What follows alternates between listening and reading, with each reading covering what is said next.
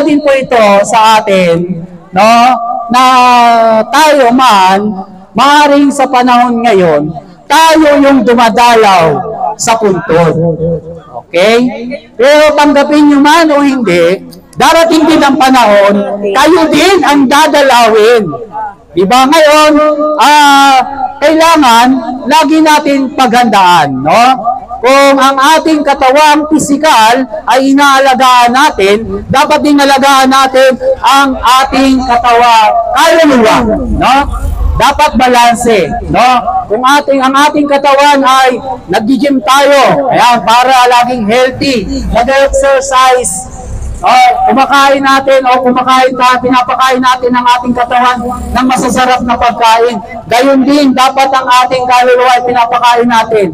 Sa paano paraan? Una, siyempre, pagdarasal. So, tanong pa po sa atin lahat, nagdadasal pa ba tayo? Okay? Kasi, bakit?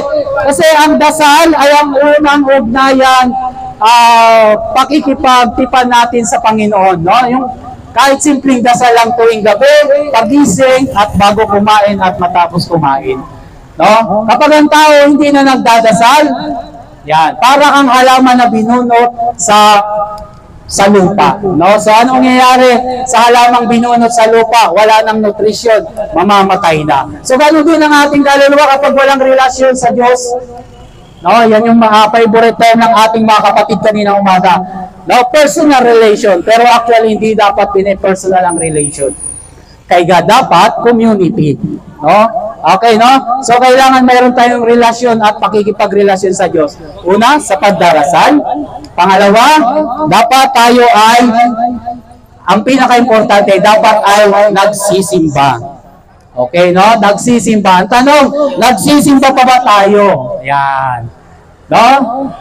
Gusto natin makompleto yung misa ng 9-day Mass before December 25 or 24. No? Pero yung Sunday Mass, kinakalimutan na. Mga kapatid, mas mahalaga po ang Sunday Mass. No, meron naman sa atin, nakikita lang sa simbahan kasi may okasyon. Pwedeng birthday, pwedeng Holy Week, kaya nagsisimba. Kapag wala nang kailangan, nakalimutan na si Lord. O yan, di ba? Sabi nga sa kanta ni Juan Basilio, no? Tinatawagan lang kita pag mayroong kailangan. Okay, no? Tinatawagan lang kita kapag nagigipit. No? Nakakalungkot man, marami sa atin, may Diyos lang kapag oras ng kagipitan, kapag gusto ng kahilingan, yan. Kapag gusto ng kagalingan, at higit sa lahat, kapag nasa kapamakan, magagaling tumawag tayo kay Lord. Pero hindi wag naman sanang ganon, no?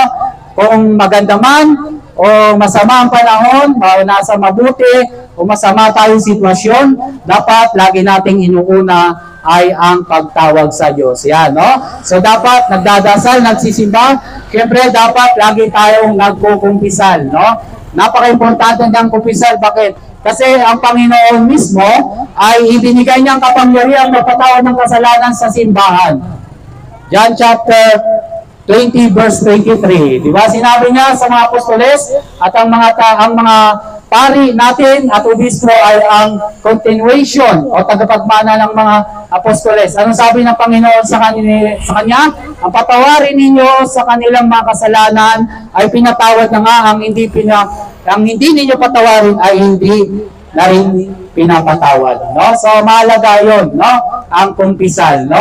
At ito sa mga ganitong siyempre yung paggawa ng kabutihan, no, sa araw-araw. Hindi po natin sinasabing pag gumawa tayo ng mabuti ay binabayaran natin yung kaligtasan. Yung pinapangaral no?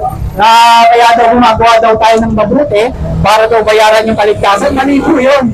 Kaya tayo gumagawa ng kabutihan kasi sumusunod tayo sa Panginoong Jesucristo. Yun ang sabi niya Di ba? Ang pakainin ninyo, ang pakainin ninyo, para nyo na rin akong pinakain. Bakit? Kung ano ang ginawa sa inyong kapwa, ay siya nyo na rin ginawa sa akin. Ganun, no? Ang ating Panginoon.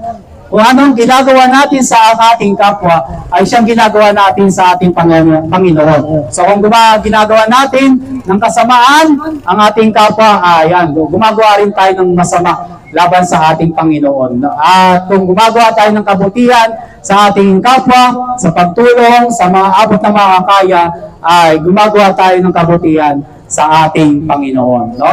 Sumusunod tayo sa utos ng Panginoon. Sabi nga sa John chapter 14, 21, 23 and 24, ang sino mang nagmamahal sa akin ay sumusunod sa aking salita. At ang sino mang sumusunod sa aking salita ay ang siyang tunay na nagmamahal sa akin at sa nagsugo sa akin. So, yun po, ano?